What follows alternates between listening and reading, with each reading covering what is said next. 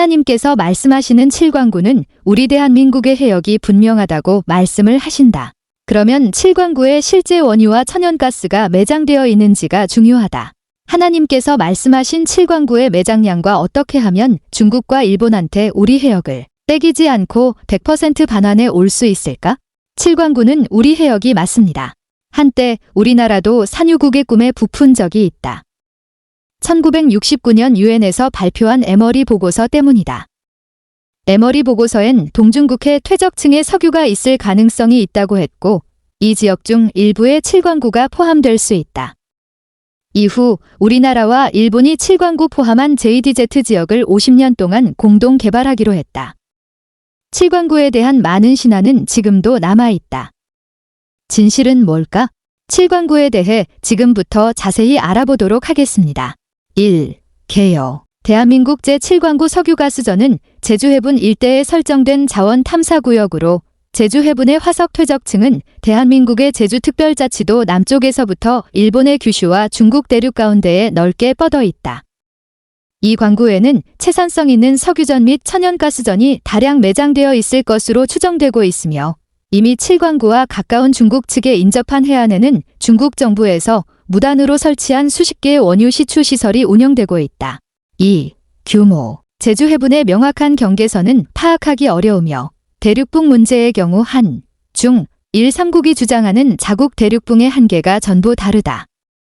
다만 한일 대륙붕 협정에서는 7광구에 해당하는 지역을 제주도 남쪽에서 일본 서쪽에 있는 약 8만 2천 스퀘어 킬로미터의 마른 목골 지대로 파악했다. 이는 대한민국 전체 면적의 약 80%에 해당하는 엄청난 크기의 해역으로 마라도 바로 밑에서 오키나와 위까지 넓은 범위에 뻗어 있다. 7광구에 매장된 석유량을 미국 에너지관리청 EIA에서 발표한 주요 자원부국 현황과 비교해보면 위 그래프와 같다. 다만 이는 어디까지나 추정되는 최대 매장량일 뿐이며 실제 시추공 탐사에서 채산성 있는 유전 발굴에 실패할 경우 가체 매장량은 더 줄어들 수 있다. 특히 자료 출처가 과학적인 탐사, 분석을 통한 것이 아니라 중국 측의 추정에 불과하여 신뢰성이 떨어진다. 7광구 바로 서쪽에 벌써 유전을 설치해 개발 중인 중국에 의한 빨대 효과, 스트로 이펙트로 주변국과 파이를 나눠 먹는 형국이 되는 것도 무시할 수 없다. 3. 역사. 대한민국은 박정희 정부 시절인 1970년 6월 16일 이낙선 상공부 장관의 공식 발표로 1광구를 비롯한 2광구부터 7광구까지를 포함하여 해저광물자원개발법을 공포하여 이 해역 일대에 대한 영유권을 선언하였으나 당시 탐사기술의 부족으로 채산성 있는 석유 탐사에는 실패하였다. 일본의 사토 에이사쿠 내각과 다나카 가쿠에이 내각은 대한민국의 영유권 주장을 부정하였으며 이에 7광구를 둘러싸고 한일 양국의 정치적 대립이 이어졌다. 당시 국제법 판례에 따르면 대륙붕은 기존 대륙에서 이어지는 연장선에 의해 개발권을 정했고 69년 북해 대륙붕 소유권 판결에서 대륙 연장론이 채택되었으며 우리나라가 먼저 7광구를 설정했기 때문에 대륙 연장선으로 한반도에서 이어지는 7광구 대부분이 한국 소유로 볼 수 있었다. 한일 공동개발구역으로 설정하기로 한 합의가 잘못된 정책. 이후 한국은 일본과의 공동탐사로 궤도를 바꾸었다. 이에 따라 1974년 1월 30일 대한민국과 일본은 이 지역을 개발하기 위한 한일 대륙붕 협정을 체결하여 영유권 문제를 잠정적으로 보류하고 한일 공동개발구역으로 설정하기로 합의했다. 협정은 1978년 발효되었고 50년 동안의 유효기간을 설정함에 따라 2028년 만료된다.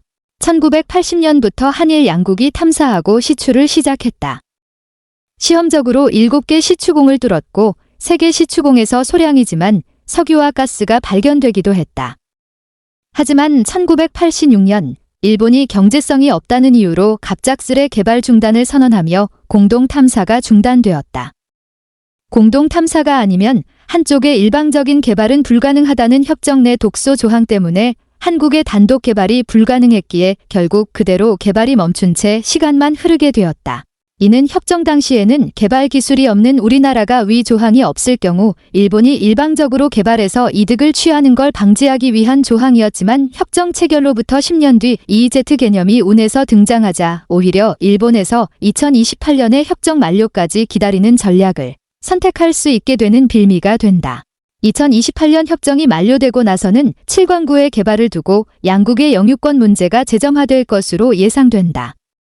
중국을 포함하여 한중일 3국이 이미 수역이 자기 관할 수역이라고 대륙붕안개위원회 CLCS에 자료를 제출한 상태이다. 그러나 1983년 운에서 해양법에 관한 국제연합협약이 발효됨에 따라 200해리의 배타적 경제수역 개념이 등장했기 때문에 대한민국 측에서 협약을 연장하거나 배타적 경제수역의 예외사항을 국제사회에서 인정받는 등 실효 지배를 위한 적극적인 외교 노력을 하지 않으면 해역에 훨씬 더 가까이 있는 중국과 일본 측에서 이 구역의 대부분을 가져갈 것으로 예상되고 있다. 3대1 2000년대 후반 대한민국의 외교적 대응 UN 대륙붕 한계위원회에서는 7광구 분쟁에 대한 각국의 주장을 듣고자 이미 1999년에 10년의 조사기간을 주고 2009년 5월 2일까지 자료를 제출하라고 요구하였다. 그러나 대한민국은 1999년부터 2009년까지 무려 10년이라는 긴 기간을 보냈음에도 2009년 당시 정식 문서 대신 8쪽짜리 예비정보만 제출한 상태로 마감했다. 반면 일본의 경우 수백 쪽에 이르는 조사자료를 제출해 일본 영토의 2배에 가까운 대륙붕을 일본 관할 수역으로 신청하였다. 2012년 7월 6일에 한국 정부는 UN 대륙붕안개위원회 CLCS의 대륙붕 연장 신청서를 2012년 연내에 정식 제출할 것임을 밝혔다. 이 시점에서 1999년부터 2009년 당시 일본이 자료 제출할 때 한국 정부는 무엇을 했을까? 당연히 한국이 옛날부터 잘하는 당파 싸움한다고 정신없었겠죠. 지금도 당파 싸움한다고 정신없지만 이명박 정부는 2012년 12월 26일 UN 본부 현지 시간 한국 정부는 대륙붕안개위원회 CLCS에 동중국해 대륙붕 경계 정식 정보를 제출했다.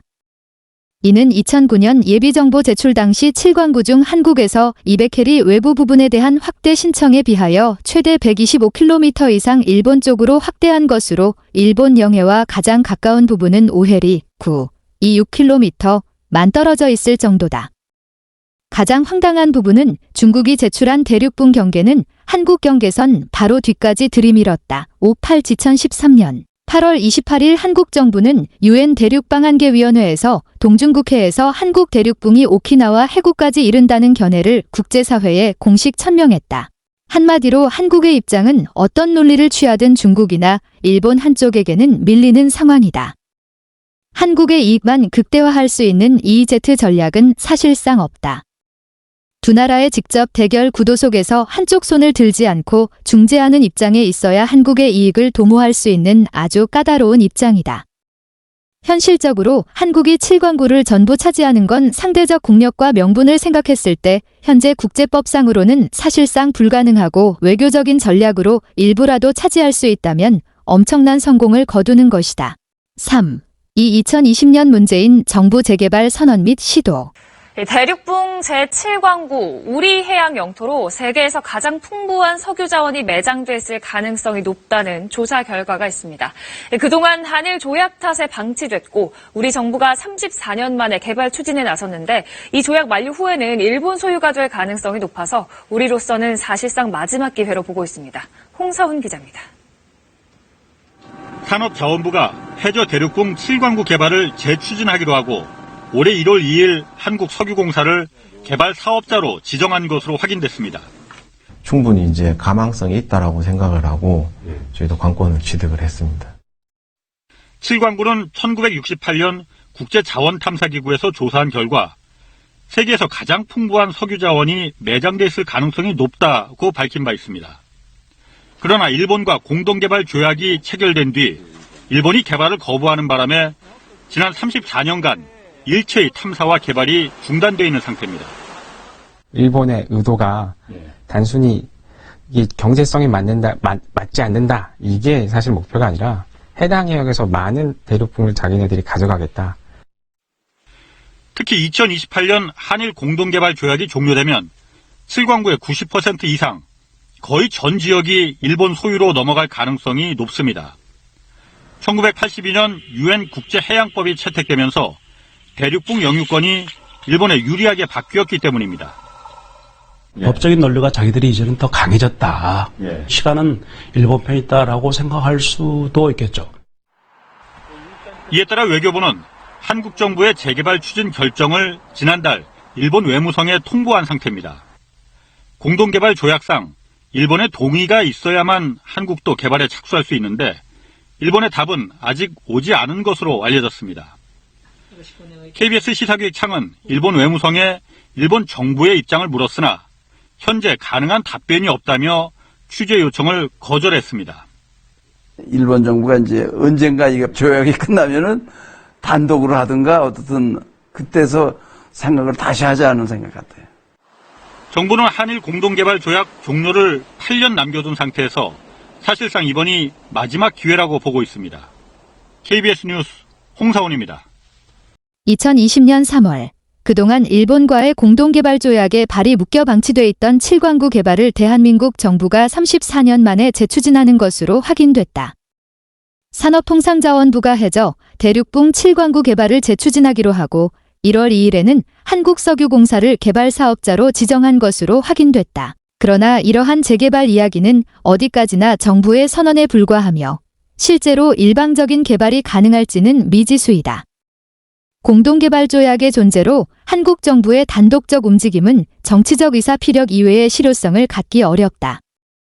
일본의 경우 2028년까지 기다리기만 하면 조약이 만료된 이후 개정된 국제협약에 따라 7광구 대부분을 차지할 수 있기 때문에 개발에 응하지 않을 가능성이 높다.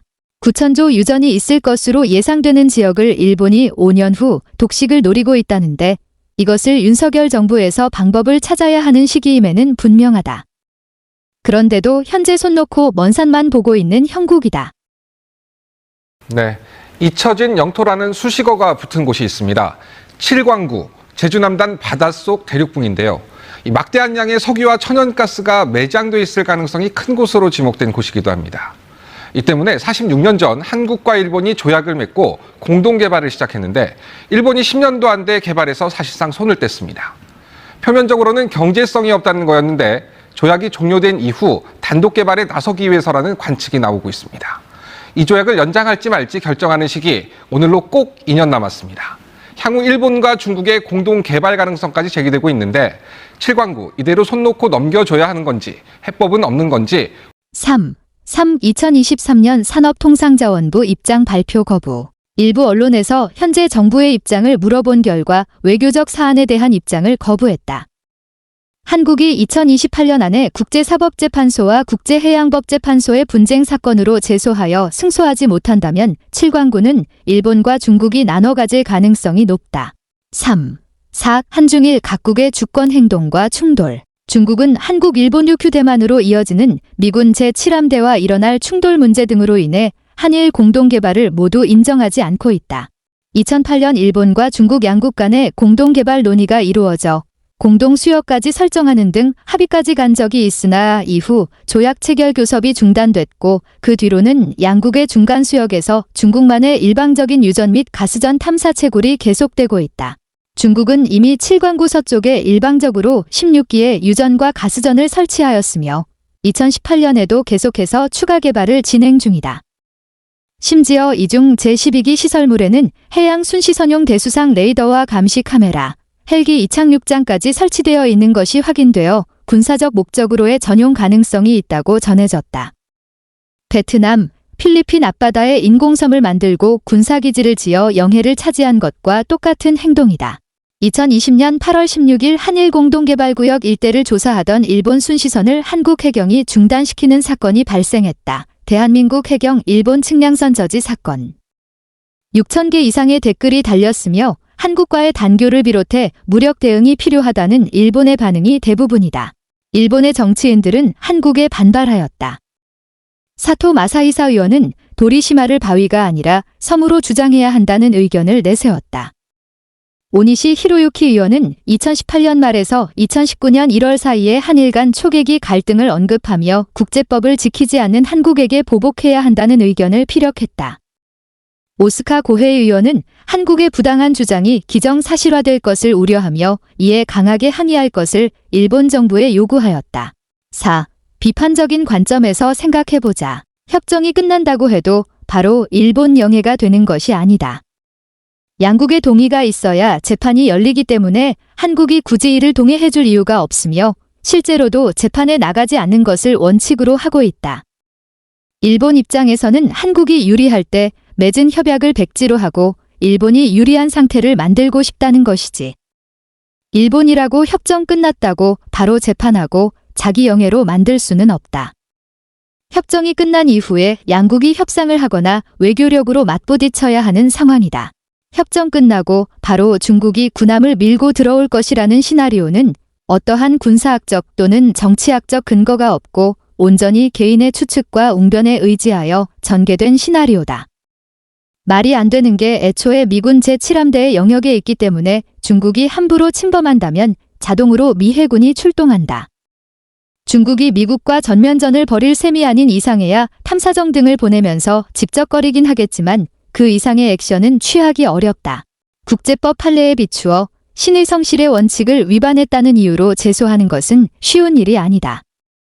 그렇게 쉽게 적용되는 원칙도 아니거니와 국제법상 신의 성실의 원칙이 적용된 유명 사례로는 갑치코보나기마로스 댐 사건이 있는데 재판부는 피해 보상에 대해서는 양국이 알아서 합의하라고 선을 그었다.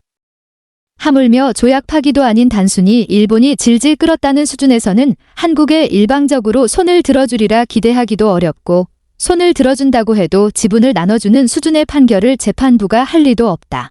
ICJ는 어디까지나 중재하는 기관이지 강제성이 있는 기관이 아니다.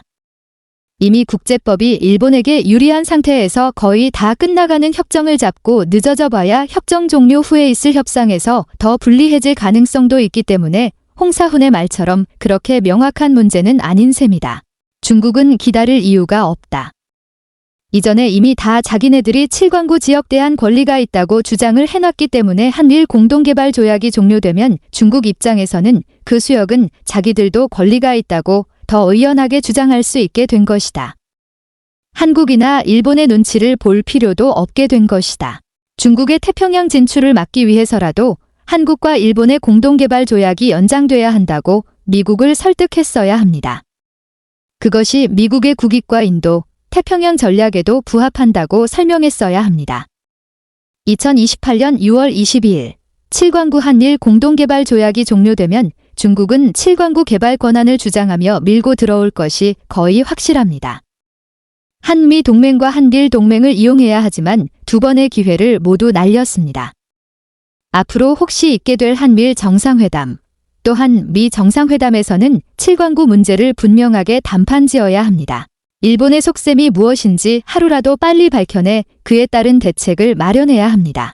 조약을 연장하는 등 한국과 뭔가를 잘해볼 의지가 있다면 지금까지 이렇게 아무런 응답이 없을 리 없습니다. 중국의 반발을 견제하기 위한 사전 조치 차원에서라도 일찌감치 한국 정부와 뭔가 오고 갔어야 합니다. 중2일 공동개발구역을 7광구 전역까지 포함시켜 한국을 배제시키고 중국과 공동개발한다는 것이 최악의 시나리오입니다. 국익 앞의 동맹은 언제든 헌신짝이 될 수 있다는 사례를 어렵지 않게 봐왔으니 말이죠.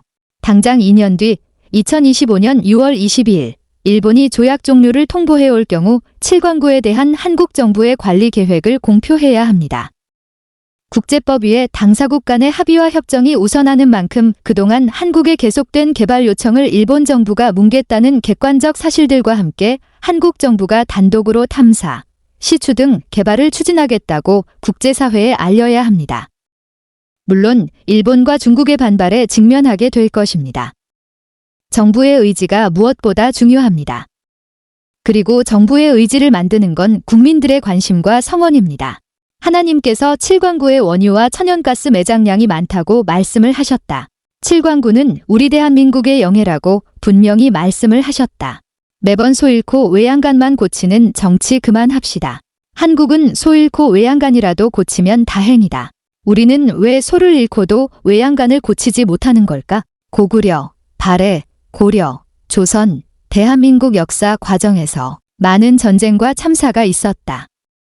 그 많은 전쟁을 하면서 한 가지 공통점은 왕과 대통령은 밑에 신하, 말만 듣고 도망가기 바쁘고 나라는 백성들이 낯들고 싸워 이겨낸 나라가 아닌가? 백성들이 피 흘려 지켜내면 뭐하나, 윗분들이 땅 뺏기고 전부 다 뺏기고 아무 말도 못하고 있는 것이 현실이다. 하나님께서 가까운 미래에 옛 땅을 선지자와 사도를 통해 찾게 하신다고 하셨습니다. 그러면 여기서 옛 땅을 찾으면 뭐 할까? 또 뺏길게 뻔한 일인데 이제는 우리 국민들뿐만 아니라 정치하시는 분들의 생각도 변화가 필요하다. 우리 스스로 자주 국방을 해야 한다.